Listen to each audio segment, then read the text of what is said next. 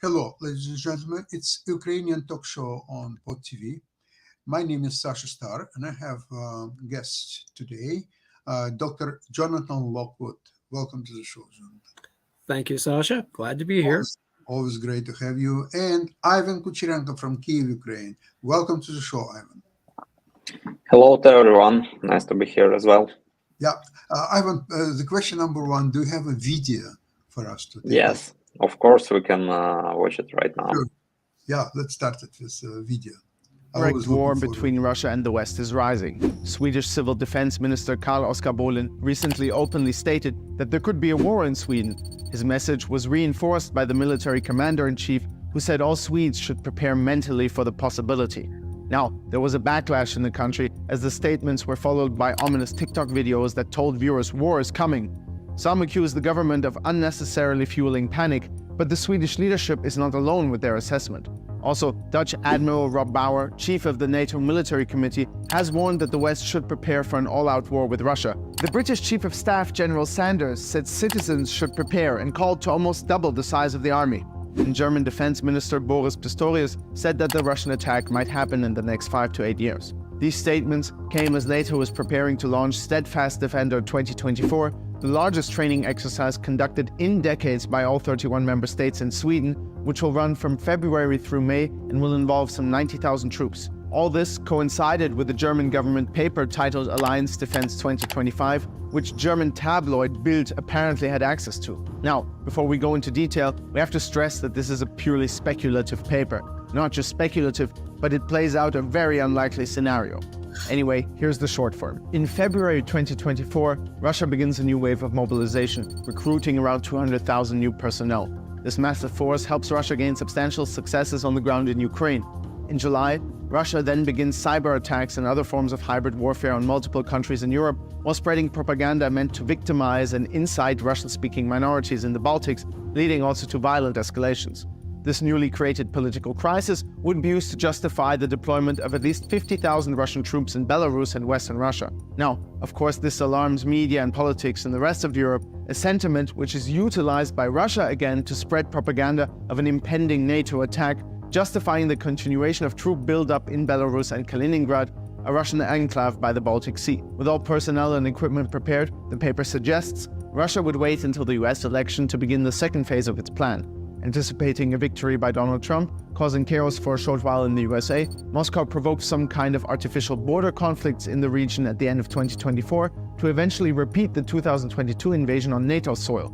The first objective would be to capture the so-called Suwalki Gap, which is an around 65-kilometer wide gap on the borders between Kaliningrad, Belarus, Lithuania and Poland, and the only land route that connects the Baltic states with the rest of Europe. By March 2025, under this scenario, Russia has 2 entire tank divisions, a mechanized infantry division, and a deployable division headquarters deployed outside of NATO borders with over 70,000 troops in Belarus alone.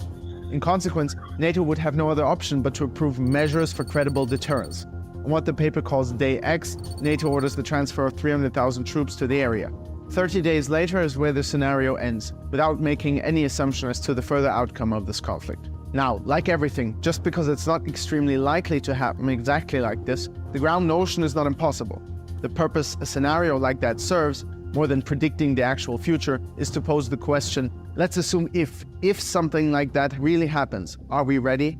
And then one can take any simple topic, like let's say ammunition, and one would have to admit, most NATO allies have significantly depleted their already small conventional military stockpiles and capabilities by donating their equipment and ammunition to Ukraine, and the industrial base is unfit to quickly replenish any of what was given out in the past years. To give an example, according to the Estonian Ministry of Defense, European countries would have to increase their production capacity by 140% just to meet Ukraine's minimum demands, not even their own.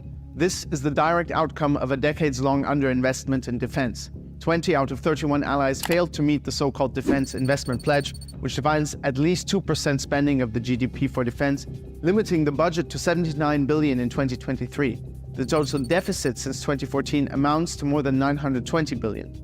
Of course, one of the deciding factors for whether Russia would dare to, or is even in possession of the military capacity to enter a conflict with NATO, rests largely on the outcome of the war in Ukraine. If Russia wins, then the geostrategic borders shift radically.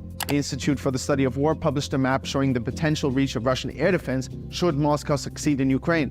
Let's also not forget that Russia has already deployed nuclear weapons to Belarus and is arming the country with ballistic missile systems such as the Iskander.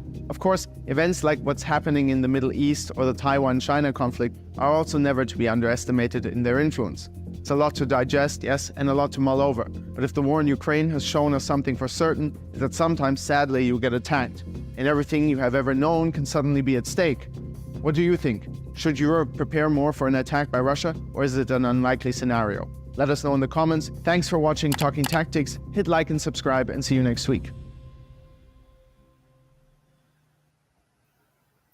Very, very Good. thoughtful presentation.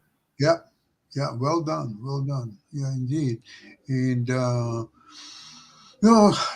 sometimes you're torn apart between the fact is that within several months now, Russians cannot take over Avdiivka. And here we are talking about attacking NATO countries. However, if Russians are convinced that their stockpile of weapons is being depleted and they cannot really do much about Russian aggression, especially that somehow Ukrainian conflict will be resolved one way or another, then Russia, of course, can implement this plan. But what to do with Ukraine? That's the main question. Ivan, what are your thoughts on that? The main idea is that until Ukraine is struggling Russia, they have no possibility to open the second front. Obviously, because Sasha, you're right, they can take a small Ukrainian city in the east for several months, and they're sending more and more human waves there. They're using and trying to find all possible directions to get there, using the water pipes, the water clearance systems, and seen these videos when some Russian former prisoners, which they mobilized, they're just climbing for several kilometers via those pipes to get into Ukrainian positions and trying to some way fortify there and all that stuff. So from one point, for Europe, for Western countries, it's profitable to make Ukraine struggling with Russia as long as possible, because this gives time for them to prepare, hopefully, to prepare for the upcoming conflict with Russia. From our other point, we actually can't understand, and we can't discover, while Russia is preparing and stockpiling their own weapons, and whether they will be able to open that second front and to increase the stakes and to attack the Baltic countries. And my idea is that this war should be stopped as soon as possible. This war should be stopped only on conditions when Ukraine wins and when Russia loses, because on that conditions, probably the Russian society, the Russian elites, the Russian oligarchs, they will ask questions: why we lose this war? Why? What shall we do with the peaceful agreement? What shall we do with upcoming reparations to Ukraine and compensations to Ukraine? Because they will be a part of this peaceful agreement, because without them, no peaceful agreement with Russia is possible. They should pay for their crimes, for the for the destroying the security of the world, actually, and Russia should pay for that. And hopefully, when they will face this situation, then those internal processes in Russia at least will be gone. Yesterday I've heard a really interesting interview of Valery Pekar. He's one of the Ukrainian economists, and he's a professor in Kyiv-Mogila Business School, one of the most trustable and one of the most well-known business schools in Ukraine. And he in this interview he touched the point that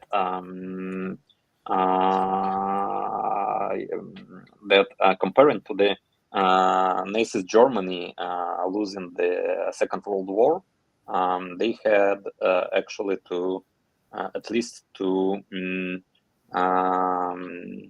confess all their crimes during the Second World War, and Russians, but that was possible only because Germany was completely defeated and occupied by the Allies.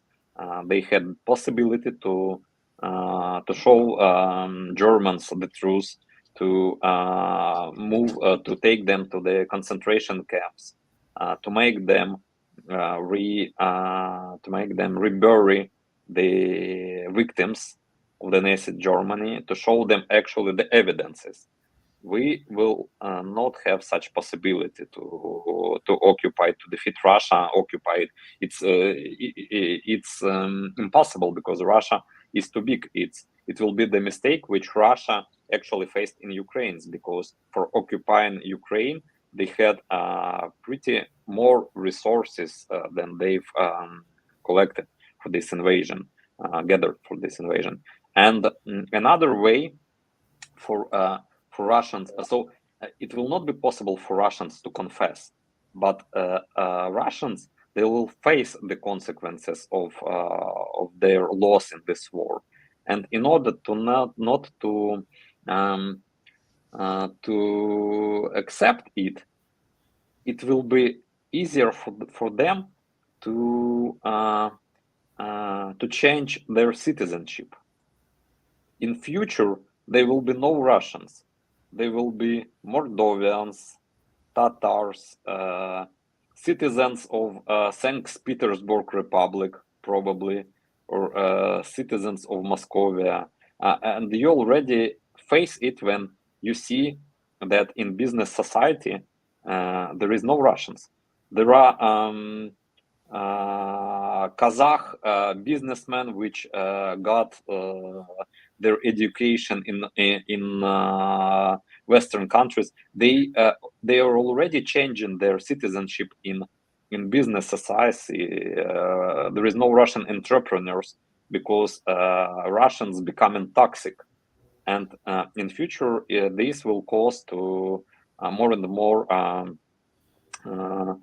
new countries, new republics to appear on that territory, which is now Russian Federation, because it will be not profitable for them to stay and name themselves as Russian. Russians will be condemned as a nation. Like now is not it's not popular to say that you're a former citizen of Soviet Union, or like Germans, they're not saying that they are citizens of the Third Reich. But when the Third Reich was ruling in the Europe, it was okay. It was they were proud to say that they are citizens of the empire of the Third Reich. Now Germans are not so keen on that. claiming it. Yeah. So that's what is coming, and as soon as Ukraine will win this war, the sooner this future will become. And in this future, it will be no business for Russia to start invasion to Europe, to destabilize the situation in the Middle East, to invade, to interfere into the elections in the United States, and do all that actually hybrid sorts of attack on the Western world they're doing right now. And I hope that the Western countries at least will understand it, and there will be no discussions whether whether give or not to give to Ukraine F-16s, or whether give or not to give to Ukraine Apache helicopters, or Taurus missiles, or Tomahawks, probably. If United States are not doesn't want to confront Russia directly, then the only way is to give Ukraine as much weapons as possible for Ukraine to win this war as quickly as possible. And this is a solution. And then let's see what will appear on the territory of Russia, and how they will confront the consequences of their loss. Jonathan, I have a question to you with your expertise and knowledge of world history of war. Don't you think that this is the strangest war of all times? Because if you take... Oh, it's up there, okay? It's up there as far as a really strange war. But here's the interesting part. I absolutely agree with what Ivan is saying about the necessity to first win this war, and that then once the war is won, if that he foresees a period where Russia will begin to disintegrate into various nation states by being contained. That was the original premise of the Cold War containment strategy that George Kennan formulated back in 1947. That if we contained the Soviet Union long enough, that it would eventually buckle under the stresses of its own internal contradictions. But Ivan also called to mind for me basically what Viktor Mikhailov decades ago said about the importance of Russia owning the entire former Soviet nuclear arsenal. He remarked that all peoples in the Russian Federation contributed to it, and that, in effect, that the Russian nuclear forces, it was one of the forces cementing the Federation. It basically provided a rallying point, in his view, for Russia to assert itself as a great power. Nuclear weapons are much more important to the Russian leadership than the comparable nuclear forces would be to other Western powers, including the United States. I mean, we have quite a respectable nuclear arsenal, but it's not the reason we're considered a great power. I mean, it is one of them, but we have more than one arrow in our quiver, so to speak. And so that is why I have been recommending that in previous iterations of this program, that what NATO's true long-term response should be post-war, to ensure that Russia is not only contained but eventually disintegrates, is to utilize American technology in cooperation with NATO allies to neutralize the one thing that Russia considers makes it a great power: neutralize their nuclear missile arsenal with a global ballistic missile defense system, with an upgraded space force, aided by NATO allies manning that space fleet, as the centerpiece of a global ballistic missile defense force. Once you have that in place, and you're building that in place, and you're not building more nuclear weapons, that's a complete waste of time. You neutralize the nuclear weapons that exist, and that in turn will neutralize not only Russia's nuclear arsenal, but China, North Korea, Iran. It all falls into place with strategic stability. Go ahead. I might disagree, a little bit disagree with you, Jonathan, because this is a long time strategic development plan. You can't build such a defense system in a year, or probably in a 2 years. It's a plan for a decade, and the disintegration of Russia as an empire probably can be achieved within a couple years. And disintegration of Russia as an empire will be also the disintegration of the nuclear arsenal, because there is sometimes United States, NATO considers it to be a great threat that the Russian nuclear arsenal will just spread, will be uncontrolled and spread across the multiple countries or multiple gangs probably, or something that will appear. But it's not true, because the disintegration of Russia will be disintegration of Russian Federation by its subjects, by the conquered states which are parts of Russian Federation. And actually it started in 1917 with the end of the Russian Empire, when they lost Finland, when they lost Baltic states, when they lost Poland, which were the parts of the Russian Empire. Then they, during the Second World War, Soviet Union tried to reclaim back Finland, by they were unsuccessful. During the Winter War, they successfully occupied Baltic states. They've occupied Poland by joining it to the Warsaw Bloc, and after the end of the Soviet Union in 1991, they at least lost again Baltic states, Poland, and Poland and Baltic states became the part of the NATO. And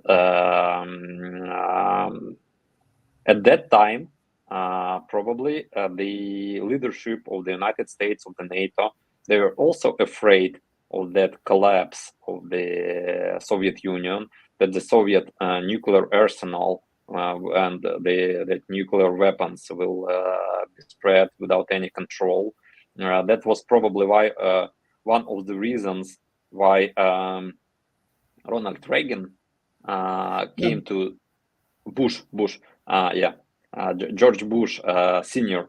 came to Kiev, and his famous Chicken Kiev speech, when he was begging the leadership of the Ukraine not to stay as a part of the Soviet Union, because they were afraid that the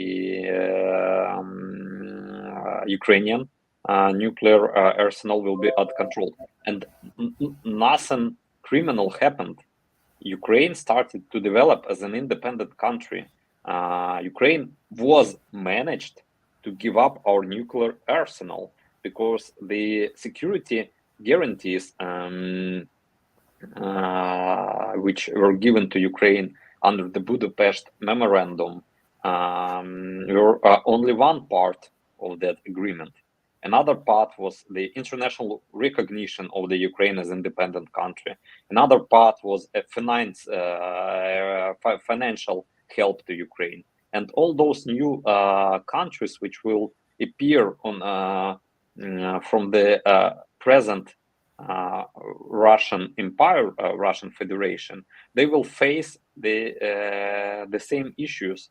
They will give up their nuclear arsenal in exchange of financial help, because probably they will require it as well. They will require the international, the proof from the international society to join the United Nations organization and all that stuff. And it's not so scary as it seems that some like you see in the science fiction movies or in some blockbusters, when multiple gangs or some kind of criminal leaders just appear on the area of Russia, steal those nuclear weapons, and starting to blackmail the United States or some other country that they will issue some kind of terroristic acts, etc. It's also all bullshit. These nuclear arsenals, they will be controlled by the local elites, by the local leadership. and it will be just a case of negotiations between the Western countries and local leadership about the conditions on which they will just give their nuclear arsenals as well. And another way to we should consider that the power of Russia is and actually their possibility to continue this war is based on the oil. The oil prices, the possibility to trade oil with China, with India, with Brazil, which actually started to purchase Russian oil, is the source of all their incomes. But there is no oil rigs in Moscow. There is no oil rigs in St. Petersburg. There is no oil rigs in Voronezh or other so-called core Russian cities. All oil rigs are in Siberia, in Buryatia, which hopefully at least will become independent states, and they will be able to invest the incomes which they will achieve by trading the oil into their own infrastructure, into their own projects to become probably the second United Arab Emirates, and at least will not spend these incomes which they will get by trading the oil to war and to destabilizing the situation in the world. They will be busy by building their own economy, by building their own states, like Ukraine was busy during the past 30 years when we get our independence from the Soviet Union. That's my main idea. So stop afraid of collapse of Russia. It's imminent. Russian Federation, Modern Russian Empire will be collapsed sooner or later. I agree. And for all good of us, the sooner it will collapse, it's better. Well, I'm counting on the ability of the Ukrainians to integrate all of these various, shall we say, gifts that they are being given from various NATO allies on the United States from in a very circuitous fashion. It's not very pretty to look at if you're into organization and a coherent, organized strategy. But then again, the Western allies did not anticipate this situation exactly. It's basically an ad hoc response to a unique situation. But they all collectively recognize that defeating Russia in its Ukrainian war is paramount, and so therefore much depends upon the skill of the Ukrainian military and political leadership to integrate all of the assets that they are being given into a coherent response and deliver a decisive operational counterstrike that results in a clear, visible, unmistakable military defeat for Russian forces. And the most likely candidate for that, as I've been contending, is the severance of Russia from Crimea. Cut off the operational and logistical link. Then the Ukrainians can pivot and redistribute their forces and mount a successful counteroffensive, as they eventually will be gaining air superiority over Ukraine and over the Russian border. And once that occurs, then the defeat of the Russian forces and the Russian offensive is pretty much assured. Excellent, Jonathan. Totally agree with you. And hopefully it will happen in very near future because Ukraine very skillfully preserved its army. It's in excellent shape. It's ready to resume its attack on Russians probably in the next couple of months. And I cannot finish the program without touching the issue of General Zaluzhny, because it's right all in the open in all the media, in Western media and not so Western media, and we cannot be just mum about with it. I think that the fact remains that Zaluzhny is extremely popular in the army and among Ukrainian people. I think that Perhaps there are some disagreements about the strategy between him and Zelensky. And as we know, Zelensky is very heavily influenced by people around him, especially like people like Yermak and others.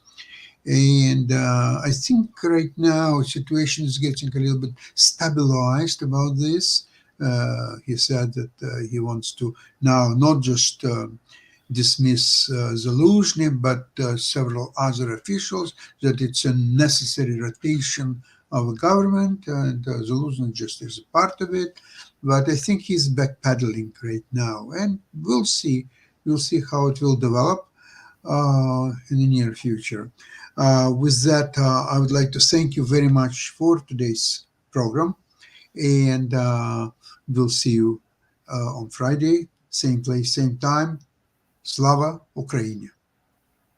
Героям